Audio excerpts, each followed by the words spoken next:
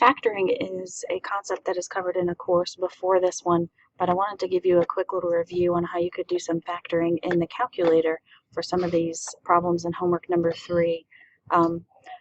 Problem number 12 on homework number 3 is one that I've gotten a couple of questions on. So I wanted to show you real quick on how to factor something like this. If it is factorable, how you can figure it out in the calculator real quick. So this particular example is 12a squared plus 25a minus 7. So I'm going to transfer this over to a piece of paper real quick.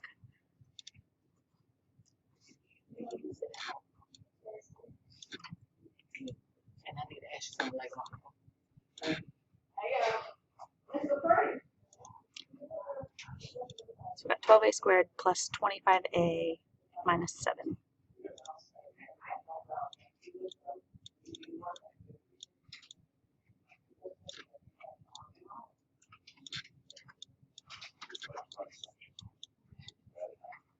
Well, first of all, for these equations, we always have to make sure they're set equal to 0.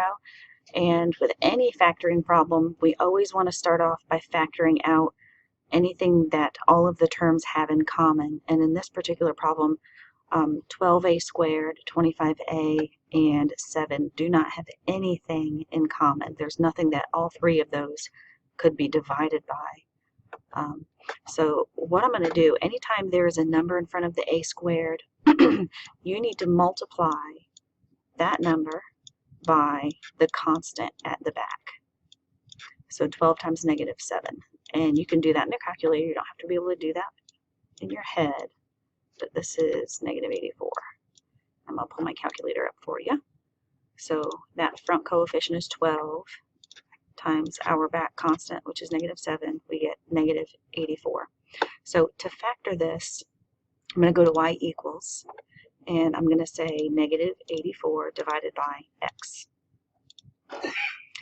In y2, I'm going to say that again, negative 84 divided by x, and then I'm going to say plus x, because what we're looking for when we factor, and I'm going to go over to the screen, is we're looking for two numbers that multiply to make negative 84, but add to make 25. So what the calculator is going to do for us is it's going to give us in y1 a list of numbers that multiply to make negative 84, but in y2 it's going to tell us what they add up to be, and we're only interested in the pair that adds to make 25. So this is going to generate my list for me, and now I can go to my table and look through this list, and really the only numbers we need to look at are the numbers in y2, and we are looking for positive 25. And I see negative 25, and it looks like if we go down this list, the numbers are getting larger.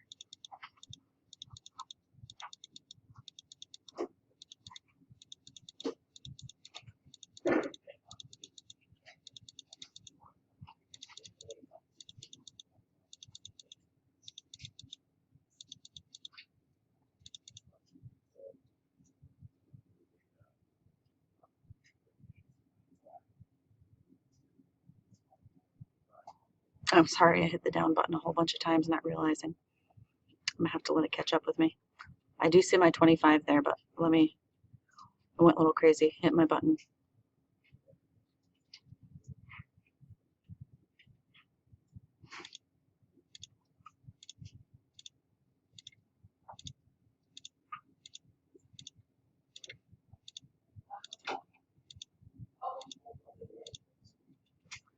So what it tells me is to start this factoring problem, I need to use 28 and negative 3. Those are not my answers, but those are useful pieces to help me with the factoring, 28 and negative 3. So let me show you what we're going to do with those.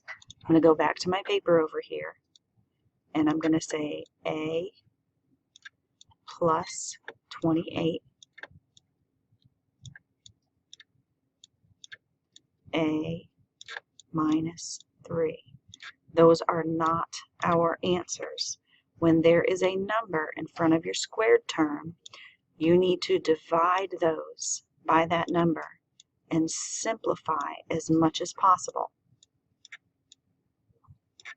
So 28 divided by 12, and you can do this from your calculator home screen.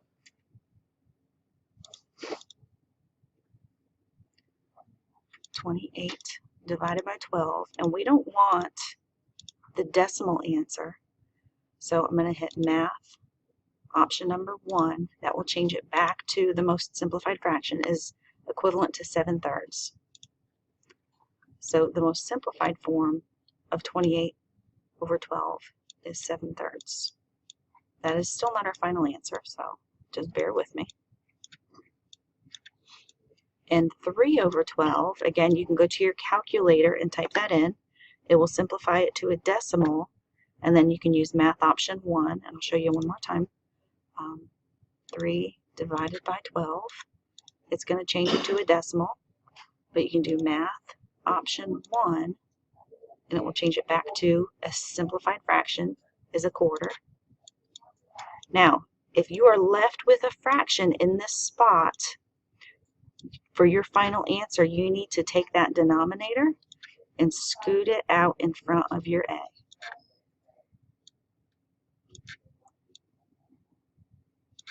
So our final answer here for the factorization is 3A plus 7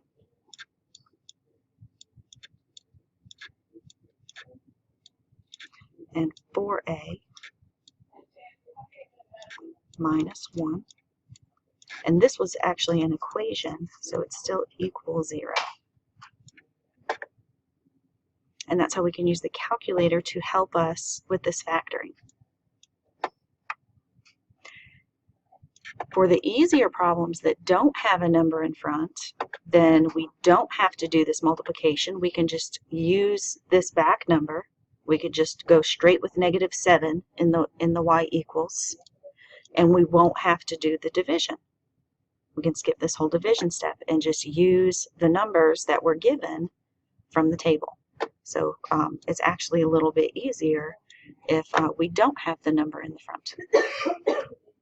I hope this helps a little bit. And let me see. I'm only at 7 minutes, so I think I'm probably going to see if I can find another one for you.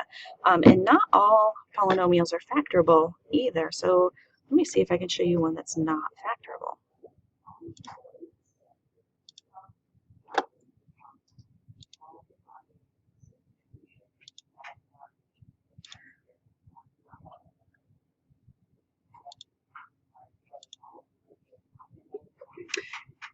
I'm going to ignore the directions right here just because I want to show you an example of one that's not factorable. X squared plus 2x equals 12.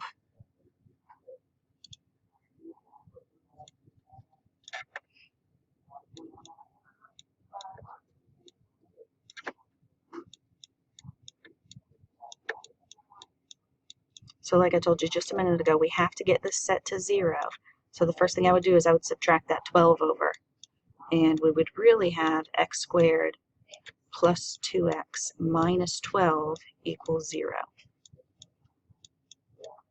Now we don't have a number in front of the squared term here, so we really could just work with our minus 12 in the calculator. So I can change my -84 to a -12 in my y1 and my y2. I'm looking for two numbers that multiply to make -12, and then in y2 it'll add them together because I'm looking for these two numbers to add together to make +2. So in my calculator, I'm going to scan down my y2 column to look to see which two numbers add together to make +2. So right now I'm up in the 30s, and it looks like they'll get smaller if I go down, and I'm looking for +2 in my y2 column.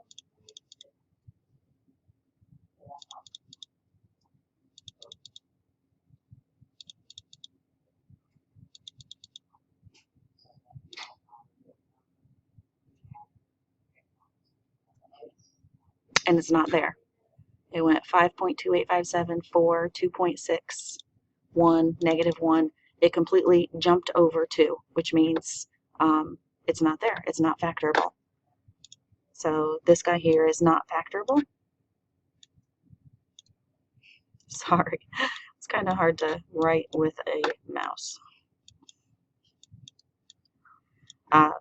Which is perfectly fine that it's not factorable, because here in Chapter 3 we're learning some other ways to solve these. We're learning to solve them with the quadratic formula and by completing the square as well. Not everything is factorable. But if you're good at factoring,